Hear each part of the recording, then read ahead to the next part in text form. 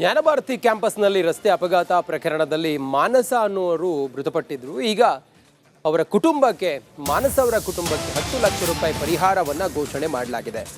ಮೈಸೂರು ಜಿಲ್ಲೆಯ ನಂಜನಗೂಡು ಮೂಲದ ಮಾನಸ ಕಲಾ ವಿಭಾಗದಲ್ಲಿ ಪ್ರಥಮ ವರ್ಷ ಆರ್ಟ್ಸ್ ವಿಭಾಗದಲ್ಲಿ ಫಸ್ಟ್ ಇಯರ್ ಓದ್ತಾ ಇದ್ರು, ವ್ಯಾಸಂಗ ಮಾಡ್ತಾ ಇದ್ರು. ಮಾನಸ ಜುಲೈ 30ನೇ ತಾರೀಕು ರಸ್ತೆ ದಾಟ್ತಾ ಇದ್ದಂಥ ಸಂದರ್ಭದಲ್ಲಿ ಅಪಘಾತ ಸಂಭವಿಸಿ ಮಾನಸ ಮೃತಪಡ್ತಾರೆ.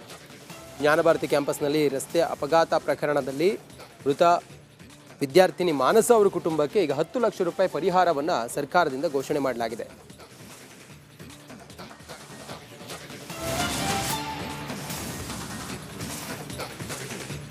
ಜ್ಞಾನಭಾರತಿ ಕ್ಯಾಂಪಸ್ನಲ್ಲಿ ರಸ್ತೆ ಅಪಘಾತ ಪ್ರಕರಣದಲ್ಲಿ ಮಾನಸ ಅನ್ನುವರು ಮೃತಪಟ್ಟಿದ್ರು. ಈಗ ಅವರ ಕುಟುಂಬಕ್ಕೆ ಮಾನಸ ಅವರ ಕುಟುಂಬಕ್ಕೆ 10 ಲಕ್ಷ ರೂಪಾಯಿ ಪರಿಹಾರವನ್ನು ಘೋಷಣೆ ಮಾಡಲಾಗಿದೆ.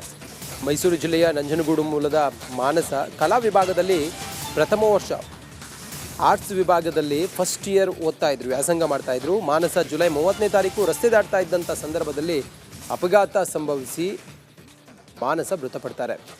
ಜ್ಞಾನಭಾರತಿ ಕ್ಯಾಂಪಸ್ನಲ್ಲಿ ರಸ್ತೆ ಅಪಘಾತ ಪ್ರಕರಣದಲ್ಲಿ ಮೃತ ವಿದ್ಯಾರ್ಥಿನಿ ಮಾನಸ ಅವರ ಕುಟುಂಬಕ್ಕೆ ಈಗ 10 ಲಕ್ಷ ರೂಪಾಯಿ ಪರಿಹಾರವನ್ನು ಸರ್ಕಾರದಿಂದ ಘೋಷಣೆ ಮಾಡಲಾಗಿದೆ.